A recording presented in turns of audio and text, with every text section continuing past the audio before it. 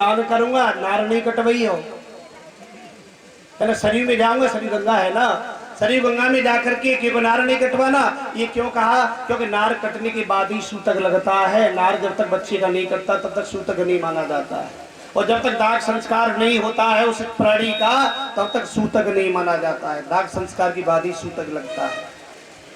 और जैसे ही दशरथ जी चले तब तक बंदो केकई के भवन से समाचार मिल गया, क्योंकि भरतलाल जी का जन्म हो गया है ना। बोले महाराज ठहरो। बोले क्या हुआ?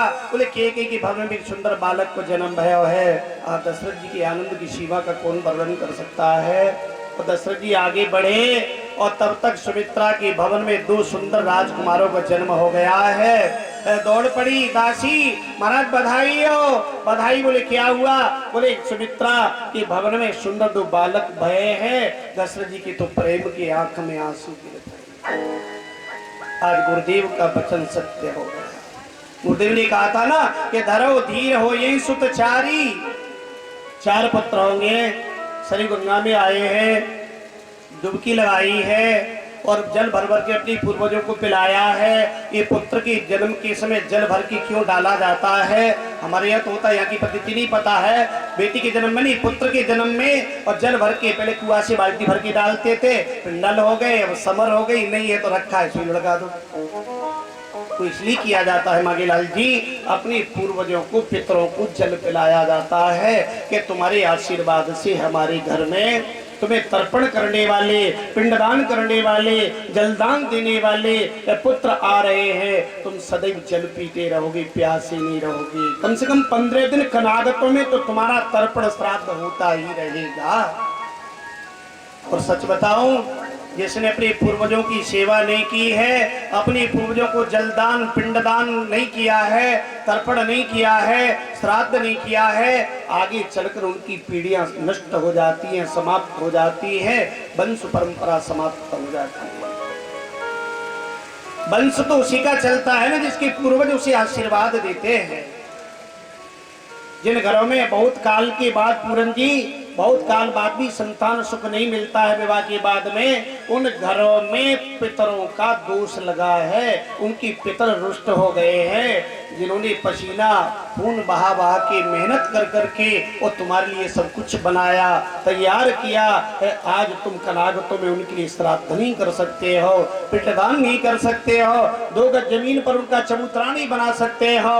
मैं तो बहुत बहुत प्रणाम करता हूँ मांगेलाल जी, तुम सब भाइयों को, नेताजी को, आपको, बलवीर सिंह जी को, जो आपने अपने माता पिता की दिव्य स्थान दे करके और उनकी मूर्ति का अनावरण किया है। इसलिए बहुत बहुत बधाई के पात्र हो। ये पूर्वजों के प्रति श्रद्धा होनी चाहिए। इतनी मेहनत की होगी जिन्होंने, है ना, विचार करिए, जिन्होंने खून पसीना बहाया होगा, दिन रात एक की होगी। आज उन पूर्वजों के लिए 2 गज जमीन दे करके उनका चबूतरा निर्माण नहीं कर सकते, अमावस के दिन है बंदो उनकी पूजा नहीं कर सकते, होली दिवाली जिनके जा करके भोग नहीं लगा सकते, दीपक नहीं जला सकते, उन पूर्वजों का आशीर्वाद कैसे मिल पाएगा? आगे चलकर वंश समाप्त हो जाता है। इसलिए पूर्वजों का आशीर्वाद लेना बहुत आवश्यक है। देव पूजा करने से घर में लक्ष्मी का वास होता है। देवताओं की पूजा करने से घर में लक्ष्मी आती है, और अपने पितरों की पूजा करने से घर में परिवार बढ़ता है, वंश वृद्धि होती है। ये सत्य है, इसमें तनिक भी असत्य नहीं है। इसलिए अपने पूर्वजों का आशीर्वाद हमेशा लेते रहना चाहिए।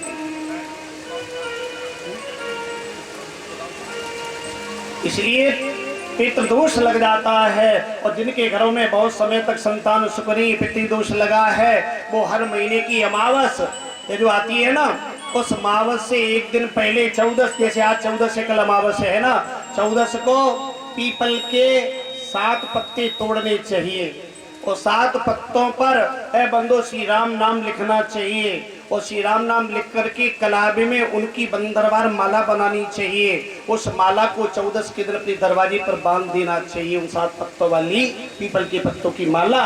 और एक रात्रि तक दूसरे दिन सुबह उठकर स्नान आदि से निवृत्त होकर उस माला को खोलकर, जो बंदरवार है ना, मासा लोग प्रसाद देना,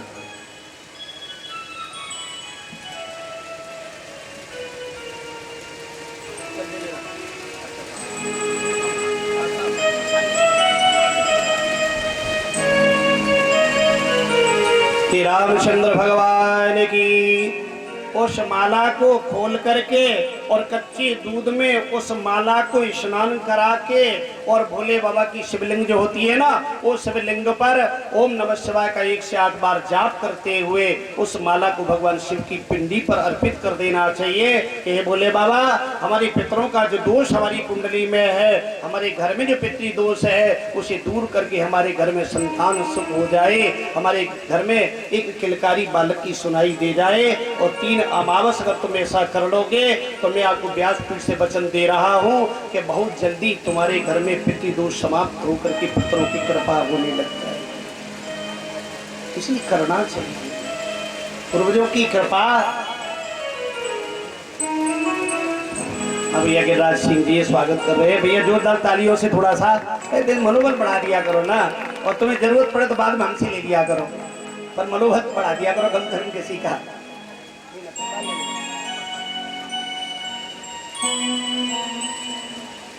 दशरथ जी ने सरयू गंगा में डुबकी लगाई है, स्नान किया है, तर्पण किया है, दान किया है और सीधे वहां से वशिष्ठ के आश्रम में गए हैं और कहा गुरुदेव आपके आशीर्वाद से मेरे घर में और प्रभु आपका आशीर्वाद 4 पुत्र रत्न प्राप्त हुए हैं, गुरुदेव चलिए ना आप।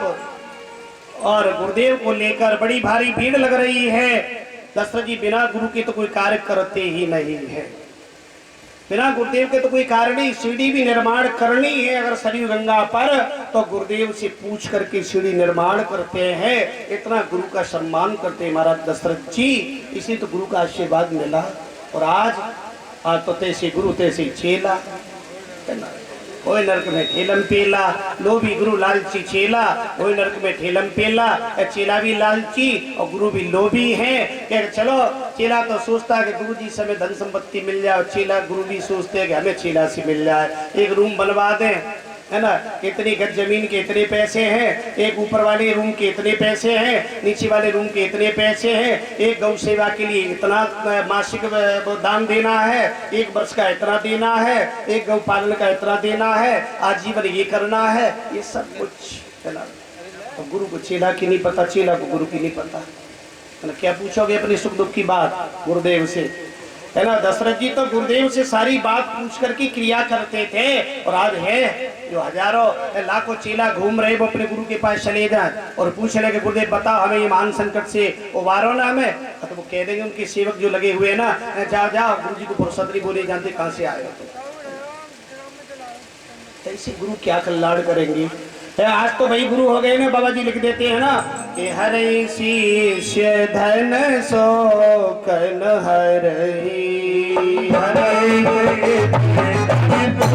कन हरई, हरे शिष्य धन सो कन हरई, हरे धन तो कन हरई, गुरु घोर नरक महापरही, गुरु घोर नरक महापरही, गुरु घोर नरक महापरही, गुरु घोर नरक महापरही।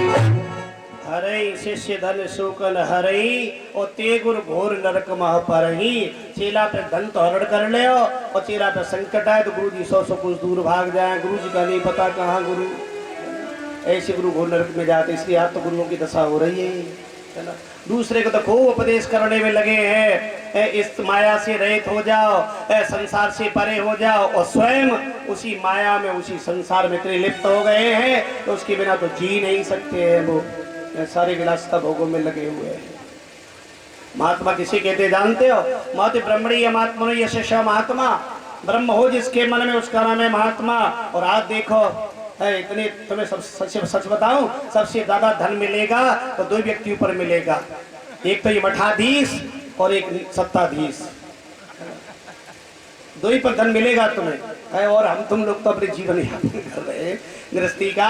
सच बताए हम तुम बहुत अच्छे हैं, है ना, हमें तुम्हें इतनी मोह ममता भी नहीं है, हम तो फिर भी अपना गृहस्थी में रहते हुए परिवार का पालन पोषण भी कर लेते हैं और बंदो संत सेवा भी कर लेते हैं, भगवंत भजन भी कर लेते हैं, आरती वंदना भी सुबह शाम कर लेते हैं। उन्हें तो ये भी फुर्सत नहीं है, इन्हें तो बस वही लगी है भागम भाग, जल्दी कोई चेला आए, जल्दी कोई सेठ साहूकार आ जाए, इतना दे जाए, सब व्यवस्था ठीक तरह आश्रम की चल जाए है। इसलिए कुछ रात नींद भी नहीं